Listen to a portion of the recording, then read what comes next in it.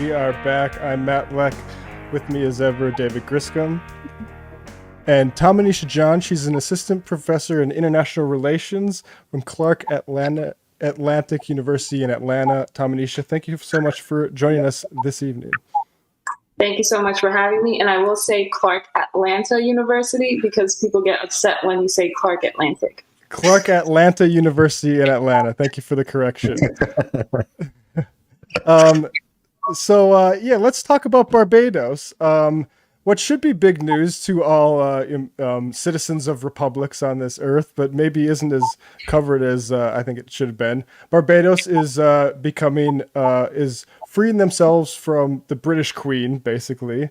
What does it mean to be? Or actually, before we get to that part, give us a sense of Barbados. What was the colonial history that you think is, I mean, obviously an important plantation island for Britain, slave trade in the slave trade and sugar trade.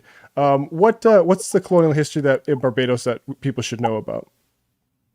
Okay, so to start this story, I will say that when we talk about Barbados becoming a republic, what you could classify Barbados prior to that was a constitutional monarchy where they had the queen as a figurehead, as ceremonial or symbolic figurehead. And what that meant is that although Barbados gained its independence in 1966, essentially the queen still had limited governing powers because Barbados didn't reform its constitution. And so when we talk about a state now becoming a republic, or, in the past, or even now in the present, what we're talking about is the state finally choosing to undergo some sort of constitutional reform. And so prior to Barbados becoming a republic, Barbados did not undergo any sort of constitutional reforms. And so it still maintained a lot of British social and legal traditions, as well as the Westminster system. And so when they get rid of the Queen as the head of state and they declare themselves a republic, what they're necessarily shedding is this, British social and legal tradition, as well as the fact that they retained a lot of, colonial leftovers. And so what is the significance of Barbados becoming a republic? As people may or may not know, Barbados was the first plantation economy in the Caribbean and in the Americas that Britain, established its, slave societies in. Britain decided to claim Barbados as its own in 1625, and you really started to see white settlers moving in and setting up the plantation economy there in around 1627. And as Britain's first slave society in the Caribbean, you had it where Barbados and sugar was so successful that by 1650, Britain was successfully outcompeting Spain in the Americas. And when you talk about Spain's involvement, you of course are talking about a huge swath of South America, Central America, some of the, closer to southern U.S. places like those. And so the slave society of Barbados was so profitable that it literally put Great Britain as a large competitor against Spain in the Western Hemisphere. As all slave societies, slavery was brutal there. But what you also had established in Barbados was a Victorian plantation social system as well, whereby permanent settler tourists were encouraged by Britain to essentially go into Barbados, set up and establish and, create their entrepreneurial futures there. And so as early as the 1700s, Barbados was regarded as, what people would now say or now call Little England, but it was really seen as the crown jewel of Great Britain because it was such a profitable colony. And so when we discuss the colonial history of Barbados, it is important that Great Britain first established its plantation slave society in Barbados, but also that it enriched Great Britain so much to the extent that Great Britain could become a dominant hegemon in imperial expansion in the Americas. And so as Britain expanded its sugar production throughout the Caribbean, Barbados continued to remain that crown jewel for settlers from Britain who wanted to go and live on the islands. That was their preferred place of choice. And as its preferred place of choice, you saw the establishment of a more sophisticated capitalist class in Barbados than you saw anywhere else in the Caribbean. And then this, of course, becomes important once Barbados starts to gain independence, informing decisions as to why Barbados may not have become a republic as quickly as some of the other states would have. The Victorian plantation economy in Barbados also had a lot of implications for how Bajans themselves saw independence and whether or not they wanted to be even separate from the Queen or from, these British traditions. And so all of that is important. And I don't want to bore you all with history, but I do think that those are some important things to know.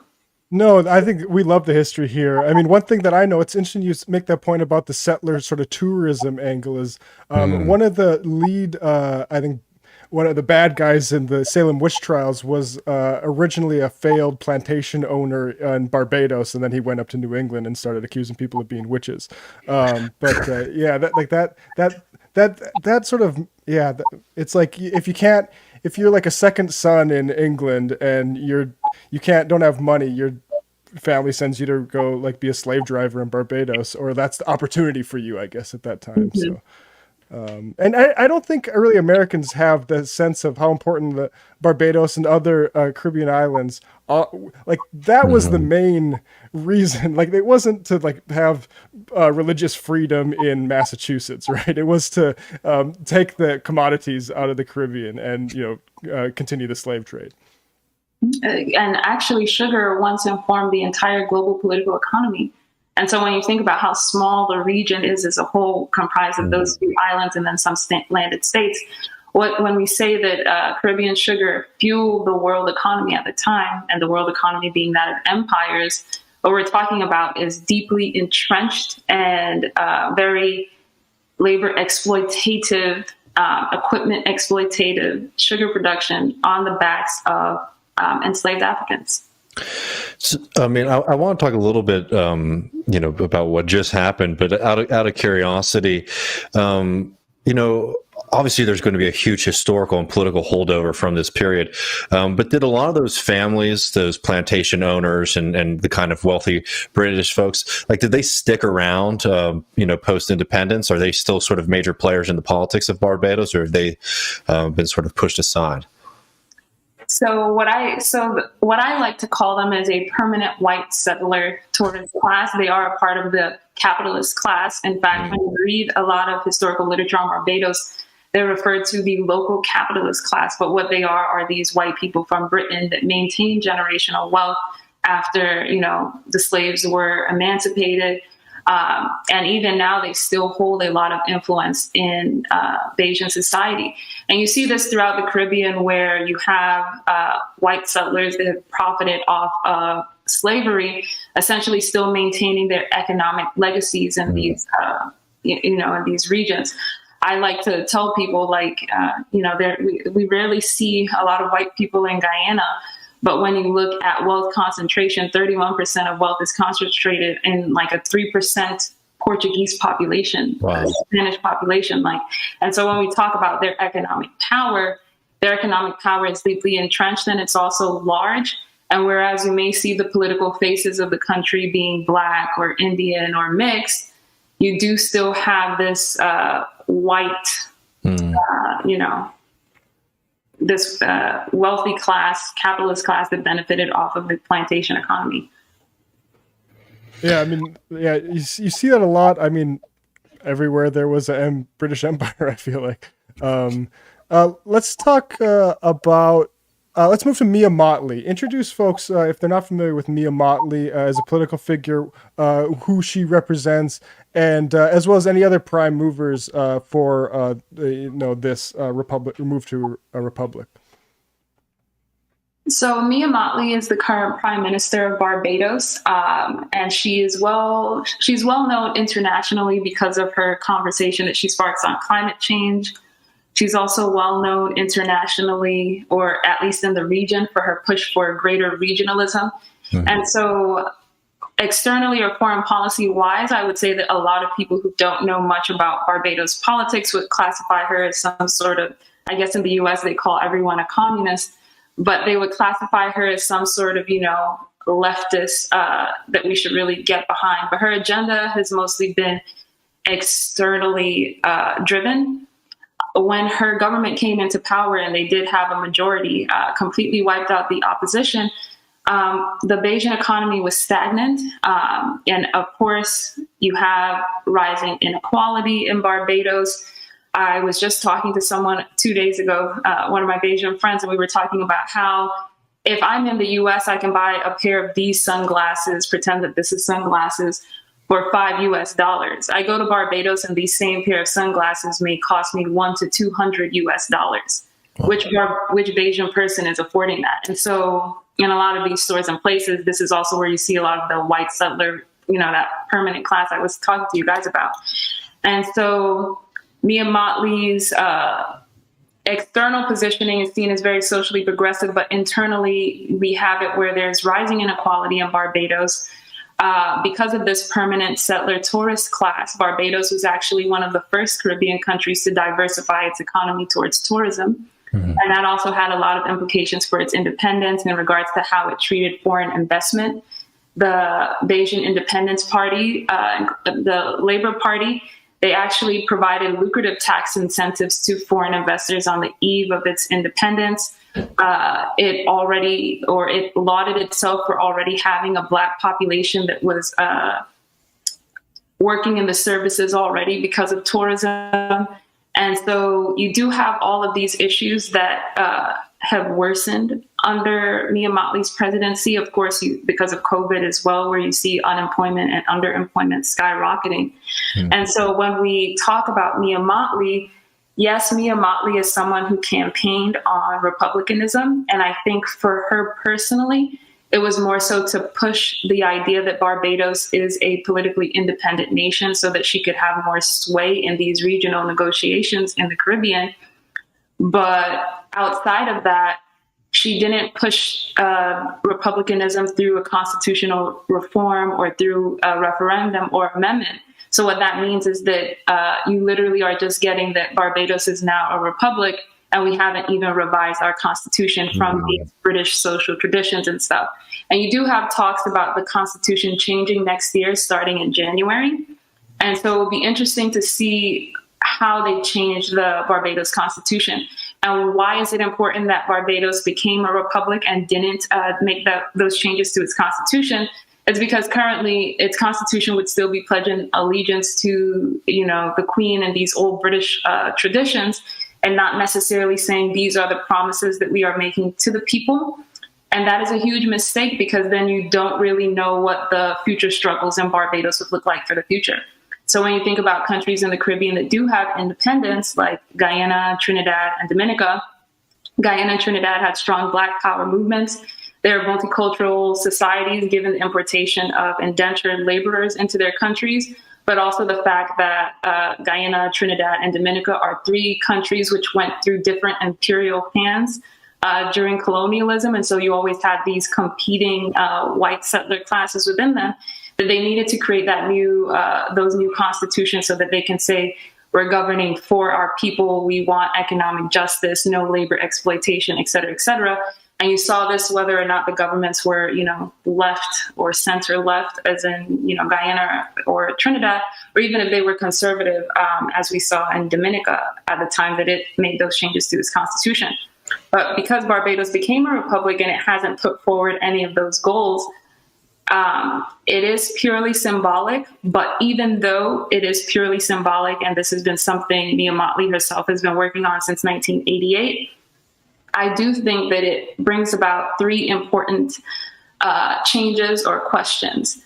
So one, on the eve of its independence, you did have it where leaders in Barbados wanted Barbados to become a republic, but world events, external events made it so that it didn't happen. Outside of today, where it is a republic, the last biggest push happened around 2003 or 2004 when Prime Minister Owen Arthur, he changed their Privy Council from being, British oriented to seeing the highest appellate court in Barbados being the Caribbean Court of Justice. And the reason that he did this is because he actually pointed out that the US and the UK were bullying Barbados to be supportive of the Iraq War. And he didn't like that. And so in that instance, you do see that external influence, and then them being, with the Queen as the head of state, having some sort of power there. So they did change to the Caribbean High Appellate Court. Mia Mottley did say that Barbados was becoming a republic to just, finish what it should have started at independence.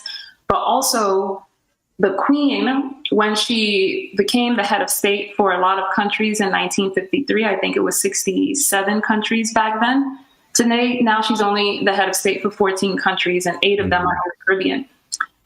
And the Queen is an old lady. She's about to pass. I don't see any Caribbean countries necessarily doing these big ceremonial things to make Charles the new head of state. And so I do think that the tide towards becoming a republic in the Caribbean will happen soon. And obviously not wishing death on anyone, but especially as news of like the Queen and health conditions and staying out of the public eye is on the horizon. I mean, I just wanted to note and hear your thoughts on this, because obviously where like the real goods are sort of moving into a different kind of legal tradition, right? Because if you're sort of operating under British law, that comes with its own weight. But people should be aware, and I'd be curious. Like they got rid of, for example, like the position of governor-elect, though, right? Where the Queen basically has an appointee.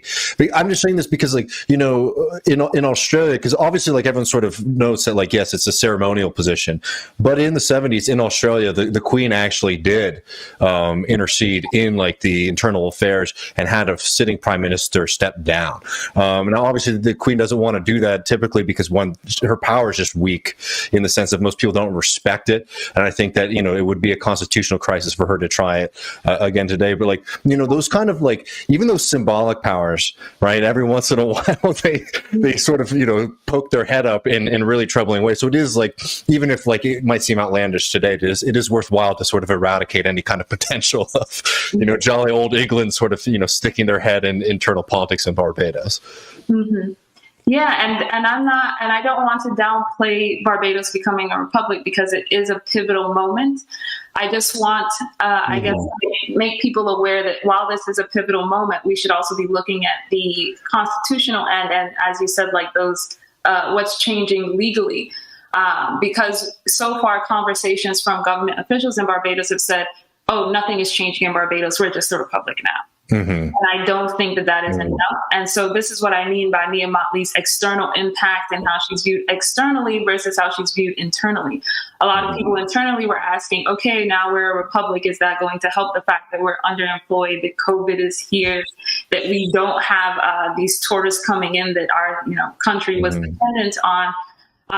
And so you still have those questions. And I also think it's important because unlike some of the other states who were able to become republics earlier on in the Caribbean, Barbados never had, and again, it's because of its history of this Victorian plantation social society, Barbados never had a super strong Black power movement in its country. So it never had these sort of pressures. In fact, its independence leader, Barrow, he basically said, Black power is an American import. We are fine being in service to these tourists that come. They're going to help us grow, et cetera, et cetera, et cetera. And so it's always been this putting the interests of the people in Barbados on the back burner. And I always tell people Barbados is a beautiful country, but when I go there, the prices, I'm always, as someone coming from the US, it's like, who's affording this? Yeah. Absolutely. Well, I mean, is there anything else to be said about, you kind of talked about it, but the people's reaction to this broadly? Is there some excitement? Is this going to be like a winning? It sounds like a savvy move by Mottley to get maybe out, like you said, ahead of this sort of change. Mm-hmm. So she definitely campaigned on republicanism, and she, pushed through that campaign promise. And so I do think that it'll bode well.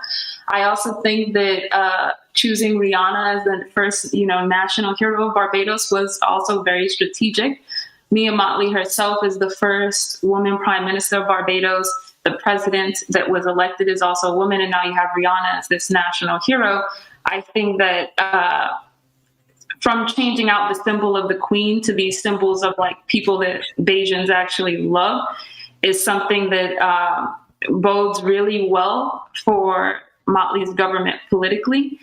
I also think that by her continuing to be vocal on issues of climate change, reparations, denouncing people saying that they shouldn't be doing trade deals or business with China at all, also bodes really well, because if people can see that those actual developments are happening, then of course you have some sort of placation from the fact that, inequality is rising, the economy isn't doing that great under COVID, et cetera, et cetera. And then, of course, you'll always have more people who are critical, who point out more importantly that none of these things are changing. But I do think that,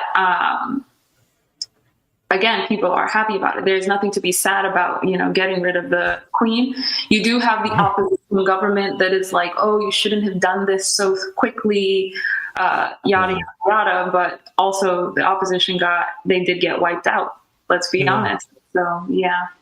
It's interesting, that thing about, we're a republic now, but everything's the same. Really reminds me of Joe Biden saying, nothing's going to fundamentally change. We can all just do this.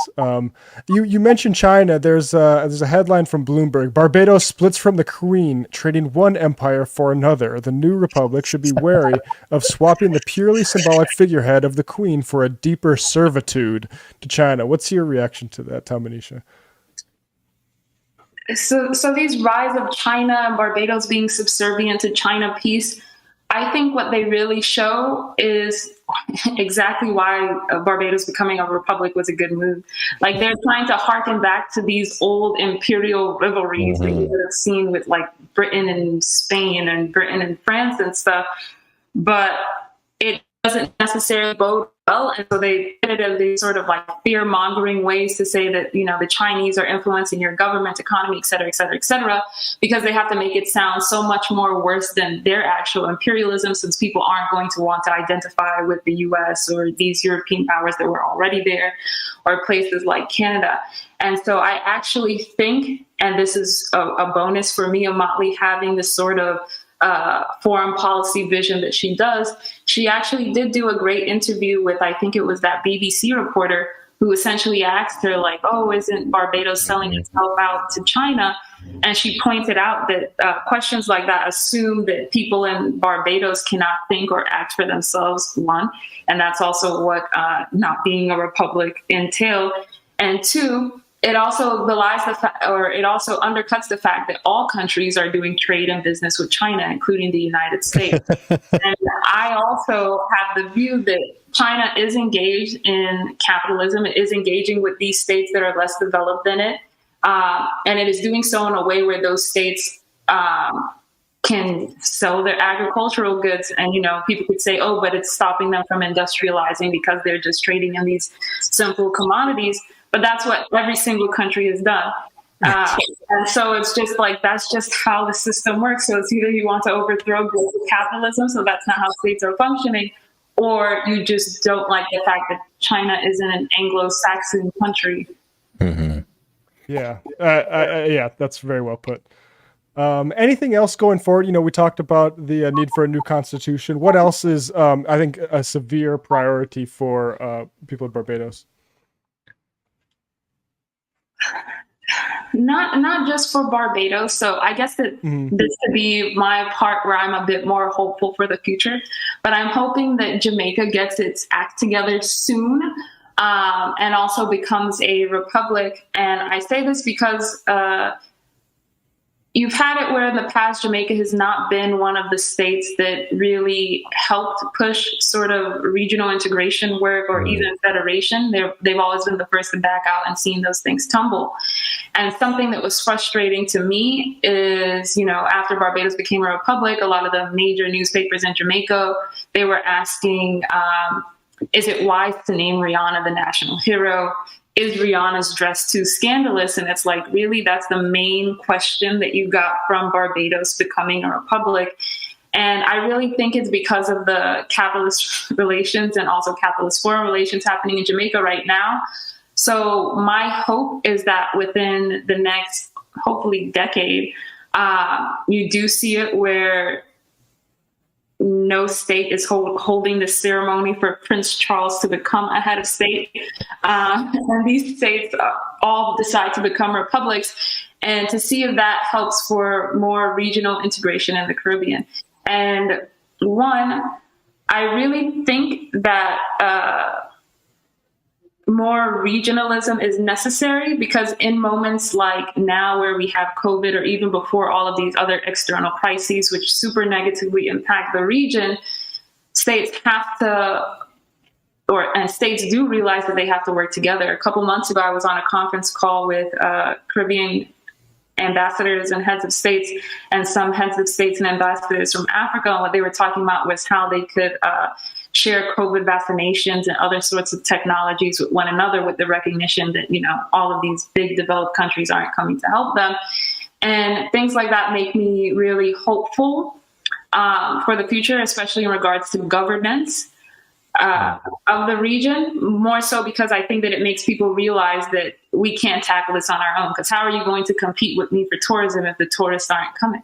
You had Barbados came out first as soon as COVID came. Within the first 2 months, I think Barbados put out that it set up isolation retreats for tourists to just come there and write and work from home inside of their retreats to bring them in. And it's like, really, that is all that you have to offer? It's sad.